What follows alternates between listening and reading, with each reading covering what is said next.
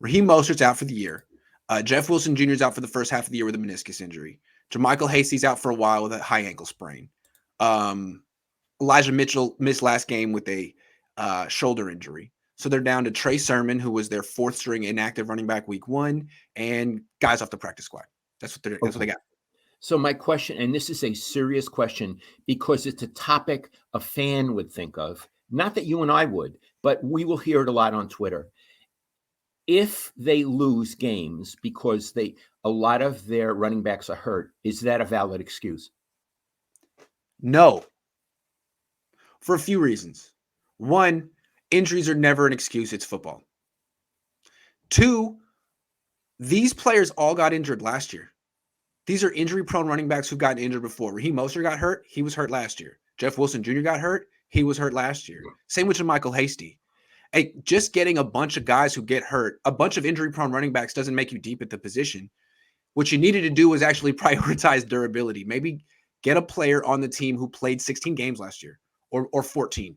And they signed a guy like that, Wayne Gallman, who's nothing special.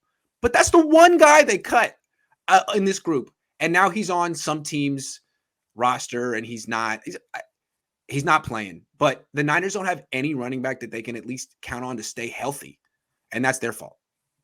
Boy, do I agree. And I'd throw Trey Sermon in there as well. Yeah. They took him in the third round. If you're taking a guy in the third round, he has to have burst. He has to be fast.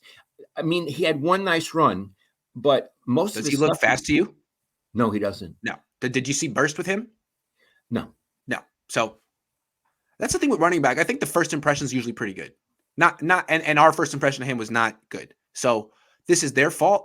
The thing about running backs is you can always find running backs. It's not like cornerbacks where there's no one available in the world. Todd Gurley's a free agent. He's not good anymore, but he's probably better than what they have right now. There are moves they need to make at this position. I would suggest signing Todd Gurley.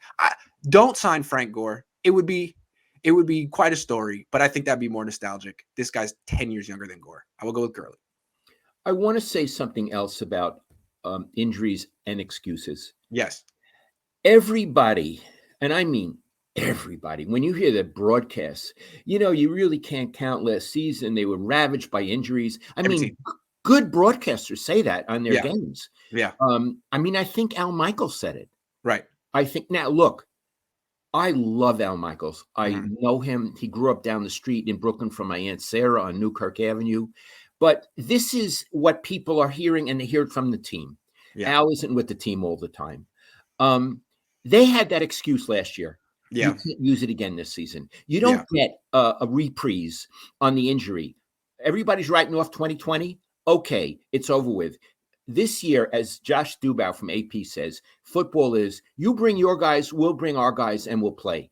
You get the best guys you can. You can't use this excuse anymore. You gotta. It's a cliche and it's sexist. You have to preface that. You gotta man up. You gotta man up. You gotta man up. Yeah, and not use that anymore.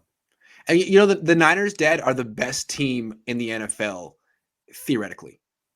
It doesn't often work out because, people get hurt and stuff like that, and you just can't predict these things. But theoretically, they're the best team in the NFL. It's just that they don't prioritize durability at all. So they're always surprised when their best players get hurt. Right now, George Kittle has a calf strain. They say he's day to day. Okay, we'll see. Calf strain, George Kittle. All right, good to know. Was he got like 15 catches this year so far? Okay, last year he was hurt too. This is the team you put together.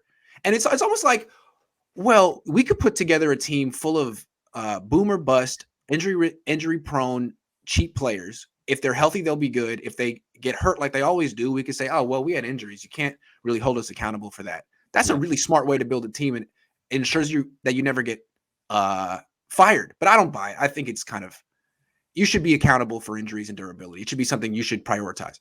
Injuries are over as an excuse. Yeah.